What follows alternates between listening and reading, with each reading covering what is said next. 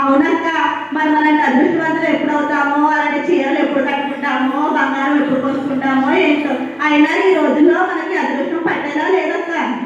అవునులే, ఎందుకు కానీ మనం ఎలాగో ఉంటాం.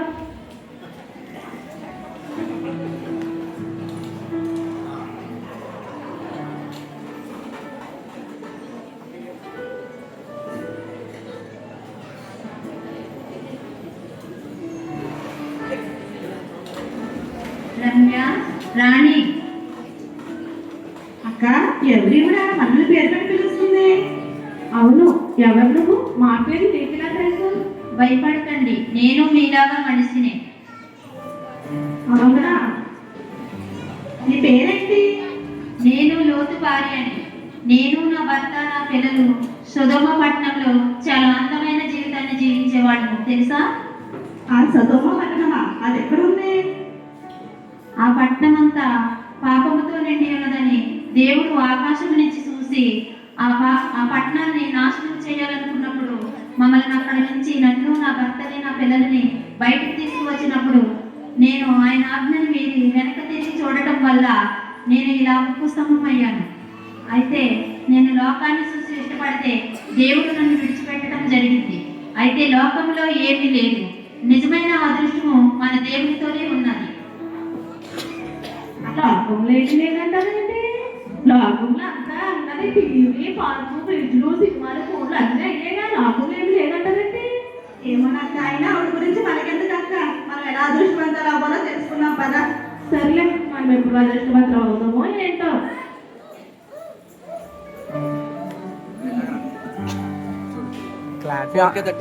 పెట్టేసావా? మీ తొమ్మిది ఏంటిది? అవును, ఆడితే 4K 30 FPS ఉంది. 1080కి 60 FPS ఉంది. అదే 4K అయితే 30 ఉంది. రమ్య, రాణి, ఎలా ఎవరికీ తలరాకుందమ్మా? మేము ఎవరికీ ఆడాలి? అవసరం లేదు, కొంచెం ఉంచమన్నారు. ఇట్లండి ఏంటి? ఆ టైప్లో అలా అయినా మా పేరు నీకెలా తెలుసు? మాతో నీకేం పని? మమ్మల్ని ఎందుకు పిలుస్తున్నావు? అంటే తర్వాత తెలుసు, ఫిల్ మీరు అదృష్టవంతులు అవ్వాలనే కదా ఆలోచిస్తున్నారు. అవును, నా పేరు రూతు. నేను మోయాబు దేశంలో పుట్టి పెరిగిన దానిని. మా తాతగారు బాల, మాది రాజవంశం. రాజవంశమా? అయితే ఇంకేం, నువ్వు అదృష్టవంతురాలు అయితే. అవును, నేను అదృష్టవంతురాలనే. నా భర్త మరణించి ఉన్నారు. నేను చాలా ఇబ్బందుల్లోకి వెళ్ళి ఉన్నాను. మా అత్తగారు నమ్మిన దేవుణ్ణి నేను నమ్మి ఆయన మాటను అంగీకరించి ఆయన మార్గంలో నడవడం వలన బెత్లెహేములో ఒక ధనవంతునితో వివాహం జరిగి పిల్లలను కలిగి ఉన్నాను.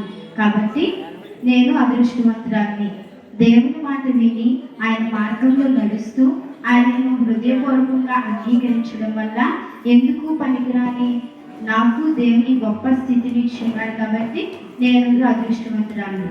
మీరు కూడా దేవుని నమ్మి ఆయన మార్గంలో నడుస్తూ ఆయన మాటలు వింటే మీరు కూడా నా వలె అదృష్టవంతులు అవుతారు. ఏంటక్క, పరిగెత్తుకుంటుంది, రాజవంశం అంటుంది, అదృష్టవంతురాలు అంటుంది, దేవుణ్ణి నమ్ముకోమంటుంది, అన్ని ఇలా చెప్తుందండి ఇక్కడ. నిజమే, అయినా ఇవన్నీ ఏంటంటే నాకు ఎక్కువ తలపోటు వచ్చేస్తుంది. అయినా మాకు ఎప్పుడు అదృష్టమవుతామో ఏంటో. అయినా గొడవ మనకి వెళ్ళిందే అక్క, మనం ఎలా అదృష్టవంతులు అవ్వాలో ఆలోచించుకుందాము. రాణి, రమ్య, ఎలా ఉన్నారు? బాగుంటామమ్మా, మీరెవరు? నేను ఎస్తేరుని. మీరు అదృష్టవంతులు ఎలా అవ్వాలని మాట్లాడుకుంటుంటే నేను చెప్దామని వచ్చాను. రండి చెప్తాను. దేవుణ్ణి ఆశ్రయించాలి. నేను ఎస్తేరుని. నాకు తల్లిదండ్రులు లేరు. నా పిల్ల తండ్రి అయిన ముద్దుకే నన్ను పెంచాడు. నా తండ్రి మాట విని నేను రాజైన అహేశ్వరోషుకు భార్యగా రాణినయ్యాను. నా జనులను శత్రువులు చంపాలని కుట్ర పన్నితే నేను ఉపవాసం ఉండి ప్రార్థన చేశాను. దేవుడు నా మనవి ఆలకించి జనులందరినీ రక్షించాడు. మరి మన జీవితాల్లో ఉపవాసం ఉండి ప్రార్థన చేస్తే అదృష్టవంతులు అవుతారు. మీరు కూడా ఉపవాసం ఉండి ప్రార్థన చేయండి, అదృష్టవంతులు కండి. ఈవిడేంటి ఉపవాసం అంటది, అదృష్టం అంటది, ప్రార్థన అంటది, జీవితం అంటది, నాకు ఏం అర్థం కావట్లేదు. అయినాక ఉపవాస ప్రార్థన ఏం చేస్తామక్క? బిర్యానీలు ఫ్రైడ్ రైస్ తినకుండా ఉండగలరా? అయిన కానీ మనతో అవ్వదు కానీ పదక్క.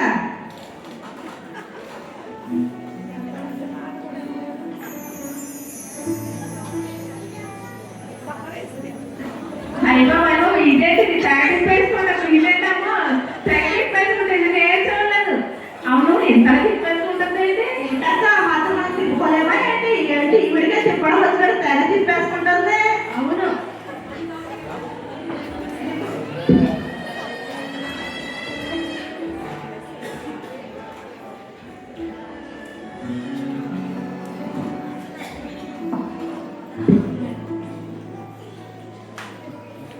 ఎవరు బాబా నువ్వు?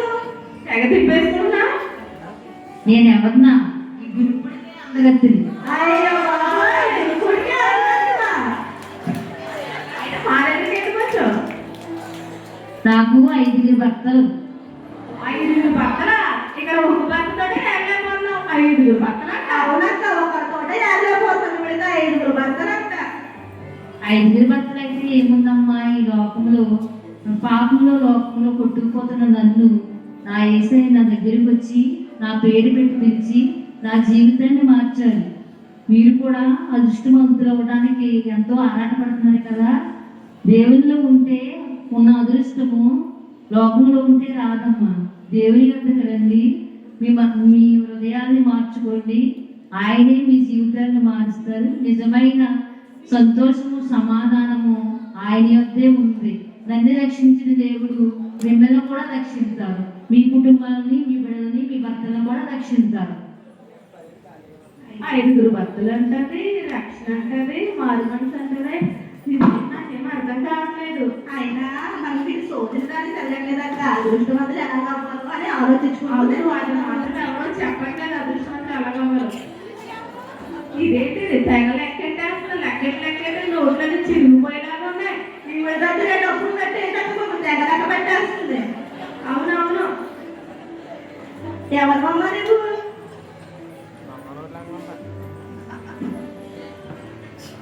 నా పేరు సప్పీరా. సఫీరానా? అవును. నేను నా భర్త కలిసి పొలం అమ్మాము. పొలం అమ్మి కొంత దాచుకొని అపస్తుల పాదం మీద పెట్టామమ్మా. అయితే దానివల్ల నా ప్రాణాలే కోల్పోయాను. ధనంలో మనకి అదృష్టం ఏమీ కలిసి రాదు. కాబట్టి మీరు అదృష్టవంతులు ఎలా అవ్వాలని మీరు మాట్లాడుకుంటూ నేను విన్నాను. కానీ అదృష్టం అనేది ధనం వల్ల ఏమీ రాదు. మనం దేవునిలో, దేవుని భక్తిలో ఉంటే దేవుడే మనల్ని అదృష్టవంతులుగా చేస్తాడు. ఇది విన్నారా? మన సెయింట్ పీటర్స్ లోథరన్ చర్చ్లో మన రెవరెండ్ నాన్బాబు గారు, ఆదివారయ్య గారు మనకి ఆదివారము, శుక్రవారము మంచి మంచి ఉపదేశాలు చేస్తున్నారు. అలాగే మంగళవారం స్త్రీల సమాజంలో మన పాస్టర్ మార్గరెట్ అమ్మ గారు, జయశ్రీ అమ్మ గారు అనేక మంది స్త్రీల గురించి చెప్తూ మనం ఎలా ఉండాలి, మన జీవితం ఎలా మార్చుకోవాలి, మన కుటుంబాన్ని ఎలా రక్షించుకోవాలి అనేది చెప్తున్నారు. కాబట్టి మీరు దైవ జ్ఞానంలో నడవండి, మీరు ఆలయానికి వెళ్ళండి, దైవ మాటలు వినండి. దేవుడే మనల్ని అదృష్టవంతులు చేస్తాడు. ధనంలో ఏమీ లేదు, ఏమీ లేదని మీరు కూడా తెలుసుకోండి. ఆ విధంగా ఉన్నప్పుడు దేవుడిలో మనకి ఆనందము, సంతోషము కలుగుతుంది. అదక్క, మనము కూడా సెయింట్ పీటర్స్ లోథరన్ చర్చ్కి వెళ్ళి ఆ దైవజనులు చెప్పే వాక్యాన్ని విని మన జీవితాన్ని సరిదిద్దుకుందాము. అవును, నిజమే. నేను కూడా ఈ రోజు నుంచి నా పిల్లల్ని, నా భర్తని, నా కుటుంబాన్ని దేవునిలో ఎలా నడిపించాలో నేను ఇప్పటి నుంచి నేను చేసిన నా సమస్త పాపములను దేవుని దగ్గర నా కన్నిటి ద్వారా కుమ్మరించుకుని నాకు, నా కుటుంబానికి మారు మనసు ఇవ్వమని, ఆ ప్రభువుని యేసుక్రీస్తు జీవంలోనే మనకి రక్షణ ఉన్నదని నేను ఈ రోజు నుంచి నా పిల్లలని, నా కుటుంబాన్ని దేవుని సన్నిధిలో ఎలా నడిపించాలన్నది నా దేవుని యొద్దనే దొరికిందని నేను సంతోషించి నా బిడ్డలతో పాటు నా కుటుంబాన్ని కూడా ప్రతిదినము దేవుని వాక్యంలో, దేవుని పరిచర్యలో నివసించలాగా నా కొరకు, నా కుటుంబం కొరకు ప్రార్థన చేయాలని ఇక్కడున్న వారందరినీ కూడా కోరుకుంటున్నాను.